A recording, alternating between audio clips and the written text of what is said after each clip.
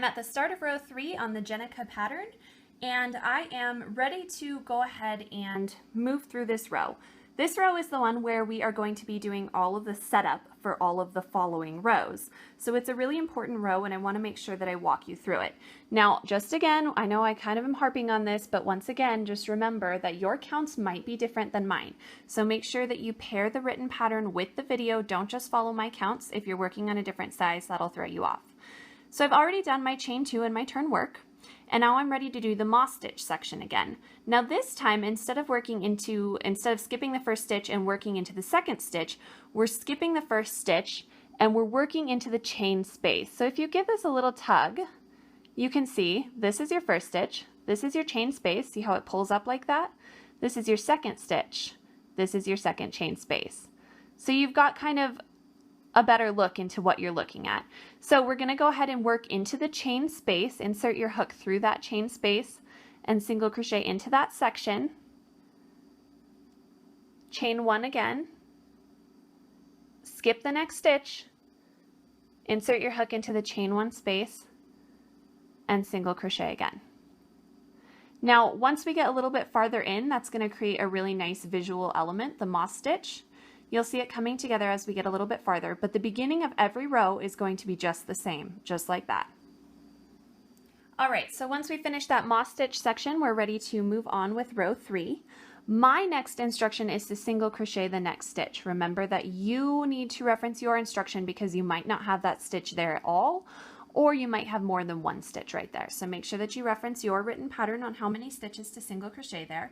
And then the next instruction is where things start to get a little bit tricky. The instruction is to front post double crochet each of the next 6 stitches around the single crochet stitch directly below the one that you're working from row 1. So what we want to do is we want to come and find the next 6 stitches. So I've got my next 6 stitches right here, 1, 2, 3, 4, 5, 6. And essentially what we're doing is we're finding the coordinating stitch from round 1. Or from row 1. So we want to get as close as possible. Now I can see that this stitch here lines up with this post right here very well. So we can go ahead and do a front post double crochet around this stitch, the one that my thumb is on either side of, from row 1. So I'm going to show you how to do that. All right, a front post double crochet sounds kind of intimidating, but it's really not. Just take a quick breath, breathe through it, you're going to be just fine. And we're going to be using this stitch a lot, or front posts a lot, so it's something that you do want to get good at. So just like your normal everyday average double crochet, you're going to do a yarn over to start your stitch. Now once again, find that stitch that you're going to be working through. You want to find the row 1 stitch that is directly below the next stitch that you're working, and you want to front post double crochet it. So I see I've got this stitch here, which is my next stitch in my row 3, and then I've got this stitch here, which is the one I want to work into from row 1. So for a front post double crochet, you're going to insert your hook around that stitch from row 1. So you're going to put it to the right of the stitch from the front to the back, and then to the left of the stitch from the back to the front, so that the post is in front of your hook. Then you're going to yarn over again, pull through, and then you're going to complete that just like a normal double crochet. Yarn over, pull through 2, and yarn over, pull through 2. And as you can see, that creates kind of a texture on the front of your project. That stitch is standing out more than the others. So we want to go ahead and do that with the next 5 stitches as well, because we're working a total of 6 stitches. So we're doing each of the next 5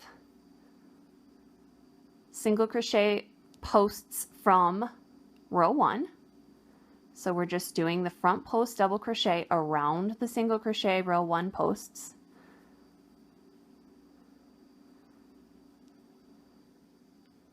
I'm just going to go ahead and finish out my last 3. And I've now got 6 front post double crochet stitches there, as you can see. So if you're doing one of the smaller sizes, you might only have 4 front post double crochet stitches here. So make sure you reference your pattern to see how many stitches you should have at this point. Now the next instruction is to skip the next 6 stitches. When we're talking about skipping stitches, we're looking at the row that we're currently working on. So these are those stitches that I haven't worked yet in row 3. So essentially for each of the 6 front post double crochet stitches we just did, we're skipping 6 stitches on row 3. So I can come back here and I can see this is the last stitch that I worked into on row 3. So I've got 1, 2, 3, 4, 5, 6 stitches to skip. And this stitch right here that my thumb on is the one that I want to work into next. So kind of hold your spot there so you know where you should work into next. And then my instructions say to single crochet each of the next 2 stitches. Once again, that's different on every size. Check your size. So I am going to single crochet each of the next 2 stitches after I skipped the stitches behind the front post double crochet stitches. All right, and moving on in the pattern, we are ready to move on to a little bit more tricky setup. So the next instruction is to front post triple crochet around the 2nd single crochet stitch after the front post double crochet stitches from row 1. Now, which one you're working around might be different for you, but we should all be doing a front post triple crochet in this section. So what I'm going to do is I'm going to find the stitch that we should be working first and foremost. So it says to work the 2nd single crochet stitch after the front post double crochet stitch from row 1. So as you can see, I've got 1 post there, 1 post there, 1 post there, 1 post there, working across. This is the last one I worked, so I'm going to count 1, 2. So this is the post that I want to be working around. It's a little bit leaning. The stitch will lean a little bit. And I'm going to do a front post triple crochet. So in order to do a front post triple crochet, it starts off just like a normal triple crochet with 2 yarn overs around your hook. And then you're going to come back to that 2nd single crochet stitch, insert from the front towards the back, and then back from the back towards the front again. The post is in front of my hook, just like with the front post double crochet stitches we just did. Then we're going to yarn over again, pull that loop up, yarn over, pull through 2 loops on the hook, yarn over, pull through 2 loops on the hook, yarn over again, pull through 2 loops on the hook. And that's your front post triple crochet that's at a slight lean. Now the next instruction is to skip the next stitch. So just like we did previously, because we worked a front post, we're skipping the stitch behind that front post. And we're going to work another front post triple crochet into the 3rd single crochet after the FPDC stitches from row 1. So that's the next single crochet stitch right next to the one I just worked. So I yarn over twice, insert from front to back, that post is in front of my hook, yarn over, pull through, yarn over, pull through 2 stitches, yarn over, pull through 2 stitches, and yarn over, pull through the last 2.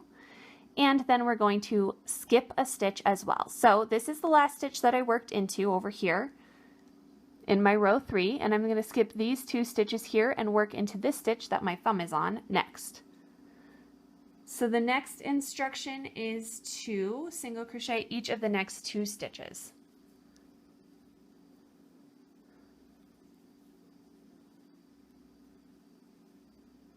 That's what it should be looking like so far. So moving forward in the pattern again, we're going to be doing another front post triple crochet around a stitch from row 1. And the pattern specifies to do the 5th row 1 single crochet stitch from the front post triple crochet that you just worked. So we're counting from this stitch right here because that's the one we just worked. And we want to go ahead and count 5 single crochet posts over. So I've got 1, 2, 3, 4, 5. So this post right here is the one that I should be working into. You can see it's going to be a slight lean as well. And we're going to go ahead and do that front post triple crochet. So I've got 1, 2, 3, 4, 5. Insert again from front to back and then from back to front so the post is in front of your hook.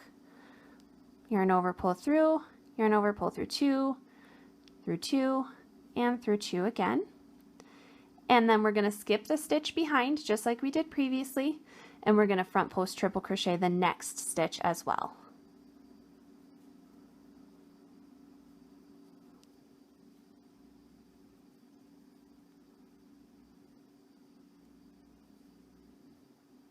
Then we're going to go ahead and skip the 2 stitches that are behind. 1 more stitch. We have already skipped this one, so we're skipping 1, 2, and we're working 2 single crochet stitches. For my pattern at least, make sure you reference yours once again. Each of the next 2. This is what your project should be looking like at this point. The next instruction is to go ahead and front post double crochet the row 1 single crochet stitch that lines up best with your next stitch from row 3, just like we did previously. So I'm going to come down here and I'm going to find the stitch that lines up best. Looks like this one here lines up as closely as possible. So I'm going to go ahead and front post double crochet that stitch,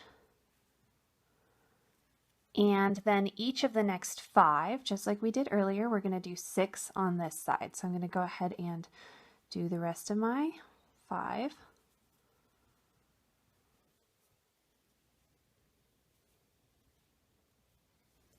And this is what it should be looking like when you have all 6 of your stitches, or 4 if you're doing one of the smaller sizes, done. This is what your whole project looks like so far. Then after those 6 front post double crochet stitches, you are ready to follow the rest of your instructions, which is to skip the next stitches. So just like we did before, we're going to skip the stitches behind each of the front post double crochet stitches. So we've got 1, 2, 3, 4, 5, 6, and we're working into the one that's right underneath my fingers over here. And I have 1 single crochet stitch on this side before I do the moss stitch border. Make sure you reference your pattern for how many stitches you might have right there. Just like on the front side of your project, the moss stitch section at the end is always going to be exactly the same. If you have a smaller version, you might only have 2 stitches here. Most versions have the 4 stitches on the side. And what you're going to do is you're going to chain 1, skip the next stitch. So you can see when you're working moss stitch, if you look for these little V's, that's how you know you've got an actual stitch. See that little V there in between my thumbnails? There and there. And then once again, you can tell your chain spaces by pulling up and seeing that hole. So that's going to be really helpful for you on this border throughout this project. So we're going to go ahead and skip the next stitch after we did the chain, and we're going to single crochet into the chain 1 space once again, chain 1, skip the next stitch, and then we're going to work into the last chain 1 space. Now this is where it can get a little bit tricky. So once again, I want you to look for the V of the stitch there. See how it's right in between my thumbnails? And then you know that you always want to insert your hook just to the left of this edge of the V. And then you know that you're going into the chain 1 space rather than accidentally working part of the stitch itself, and that will help you keep your edges even. So this is the end of row 3, which is our setup row, and it should be looking something like this. Now each size is going to look a little bit different, but your project should be looking something like this at the end of row 3.